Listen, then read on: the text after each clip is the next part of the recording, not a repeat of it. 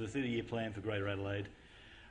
So it's a slightly different tack than the sort of other speakers who will be talking more about restoration frameworks. This is really talking about getting some information into our decision-making frameworks for development planning.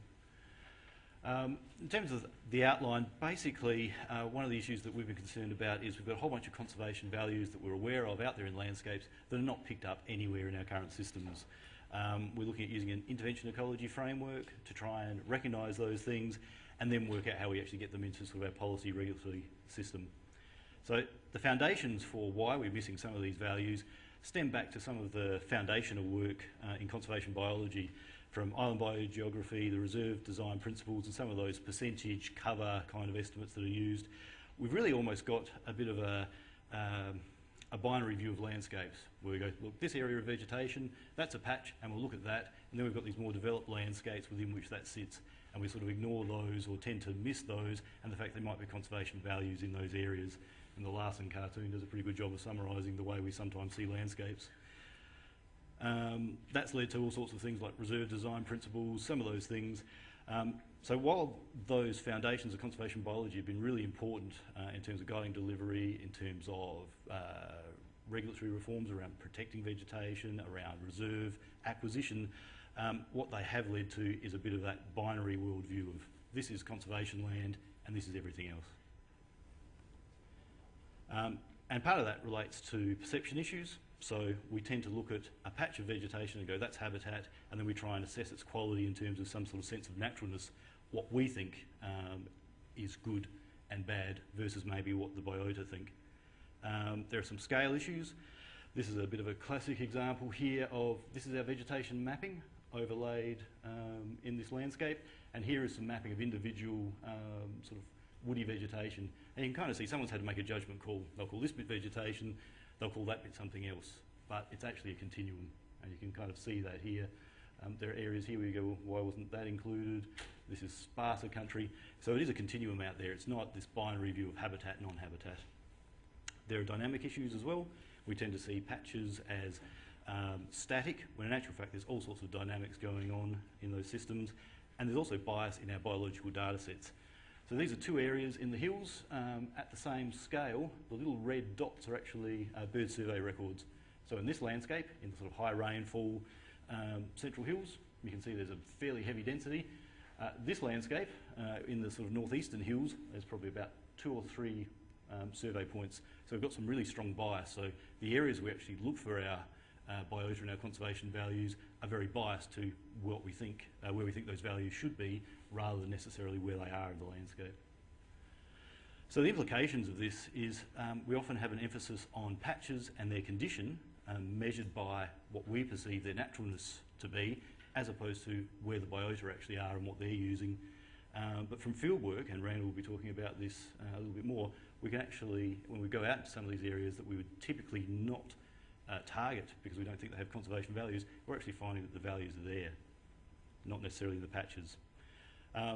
So due to those sort of issues around perception, scale, dynamics and bias, some of our on-ground conservation and restoration actions may not be appropriate or effective, and Randall will be talking about a good example of that in the low rainfall grassy woodlands straight after me. But it also has been translated into our policy and regulatory frameworks.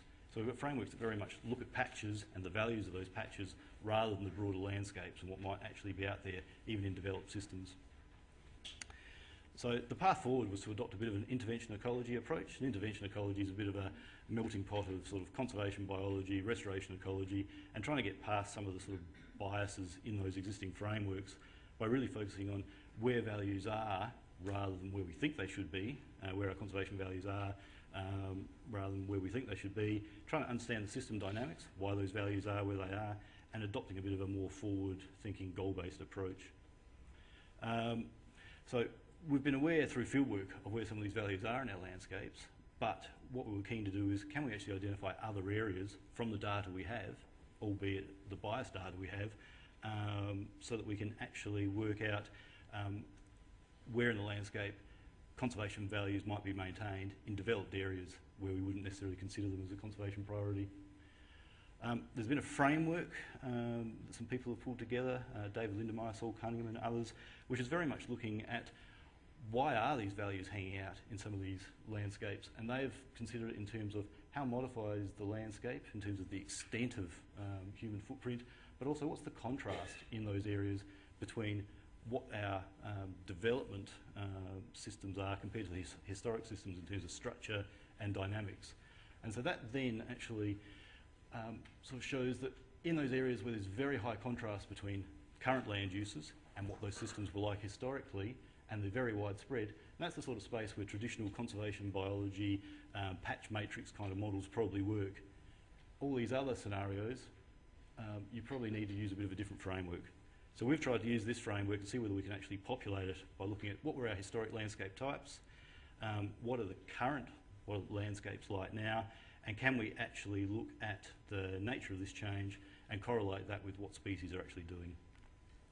So the hypothesis really is, if we look at our historic landscape types, based on those repeated patterns of environmental and biota, if we look at current landscapes and how they've been modified, the extent and the nature of the modification, can we describe the change in terms of these factors of extent and contrast? And so we've gone through an exercise to do that.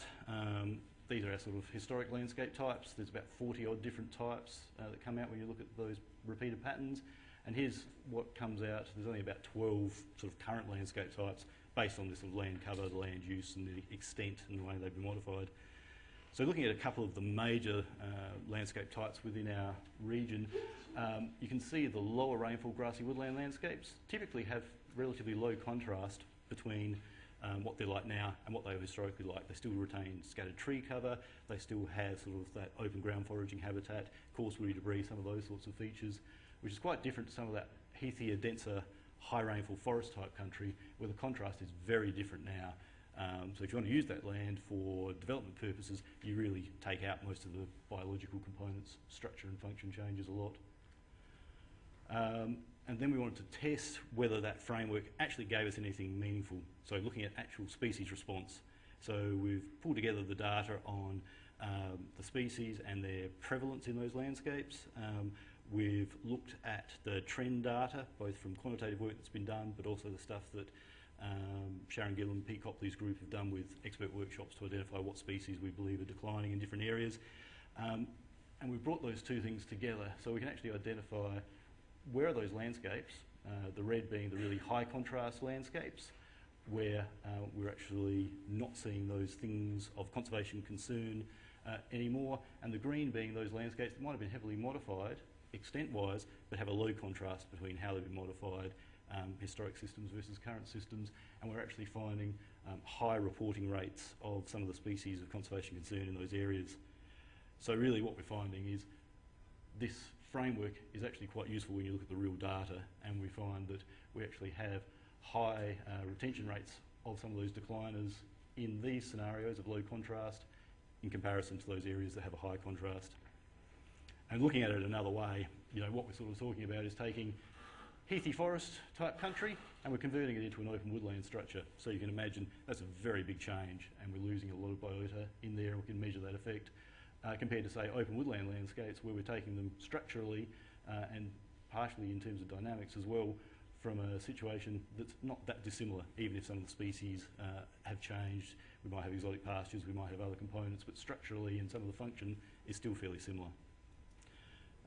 So as a result of having done some of that work, there's obviously implications both in terms of delivery, which Randall's going to be talking about next, but also in terms of policy. We've got no policy frameworks that really recognise these broad landscapes at big scales with low contrast that retain conservation values.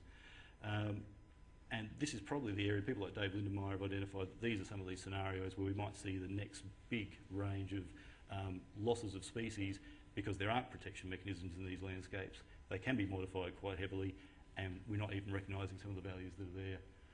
So what we've tried to do is actually take some of this information and put it into the development planning system as the most appropriate mechanism for trying to, I suppose, recognise complementarity between, say, current developed land uses and conservation values. And the part of the development strategy that relates to the area we're working in was the 30-year plan for Adelaide. So the input, we've provided both the policy input and that sort of spatial data, and it's currently under consideration, but it's actually raised a few issues. Development planning at the moment tends to have a fairly black and white view of issues as well. If you go through the 30-year plan, every few pages there's another map of another bunch of values, and they like to be able to say this area is primarily dedicated for this purpose, this area is primary use for this purpose.